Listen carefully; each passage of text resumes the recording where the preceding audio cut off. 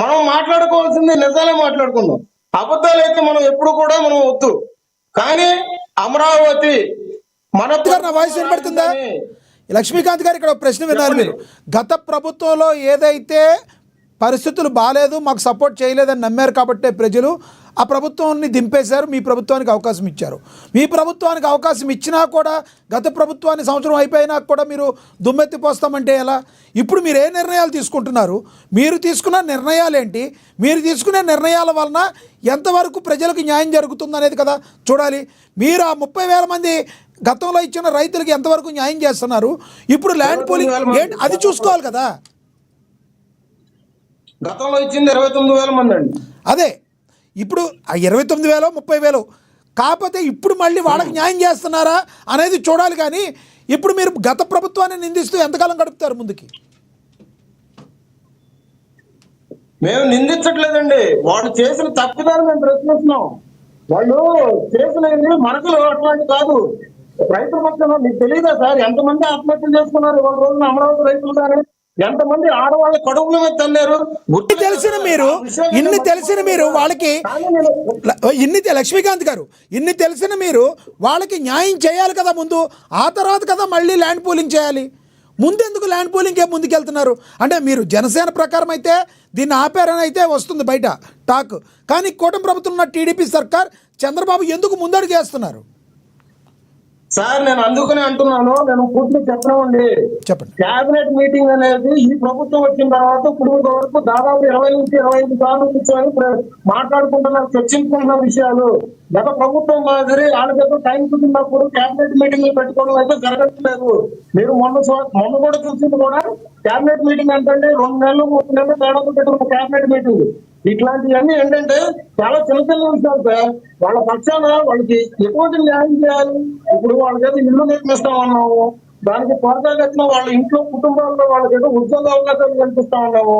లేదంటే మంచి సాగునీరుతో పంటలు ఆ పంటలు ఇప్పుడు రాజధానికి ఇచ్చారంటే దానికి తగ్గట్టుగా న్యాయం, వాళ్ళకి సంవత్సరానికి తగ్గట్టుగా ఎంత ఇస్తామని చెప్పేసి మాట్లాడాలి.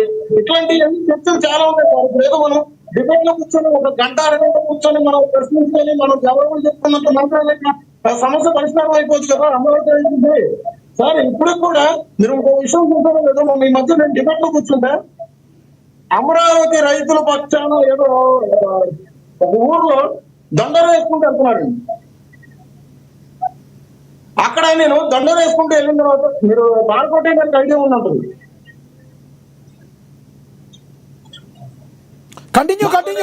కంటిన్యూ చేయండి. మీరు ఆయన ఛాన్స్ వచ్చినప్పుడు ఆయన మాట్లాడతారు, మీరు కంటిన్యూ చేయండి. అదే సార్ చెప్తున్నాను.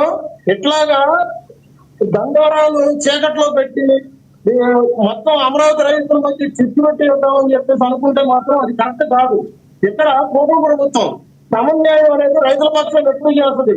వాళ్ళు పోరాటం చేసినప్పుడు అధికారంలో లేకపోయినా కానీ వాళ్ళ పక్షాలను మేము నిలబడ్డాం. ఇవాళ రోజున అధికారంలో ఉన్నా కానీ రైతుల పక్షాలను నిలబడే ఉంటాం. వాళ్ళకి పూర్తి సమన్యాయం చేసిన తర్వాత మేము వాళ్ళ దగ్గర నుంచి భూములు అయితే ల్యాండ్ పూలింగ్ అంటే వాళ్ళకు ల్యాండ్ పుల్లింగ్ వల్ల లాభాలు ఉన్నాయి కాబట్టి ల్యాండ్ పుల్లింగ్ అంటున్నాం. మీరు అక్కడ అదొక విషయం గుర్తుపెట్టుకోవాలి. అంతేగాని మేము భూములు చేసుకొని మేము ల్యాండ్ పుల్లింగ్ అనే మాట అయితే మేము మాట్లాడుతున్నాం. రేపు పొద్దున భవిష్యత్తు సార్ అమరావతి అనేది. ఆ భవిష్యత్తు ప్రకారంగానే ఇక్కడ కుట్ర రాజకీయాలు అయితే వద్దని చెప్పేసి దయచేసి నేను మనం చేసుకోవాలి. రైట్. బాలకోట గారు ప్లీజ్ కంటిన్యూ.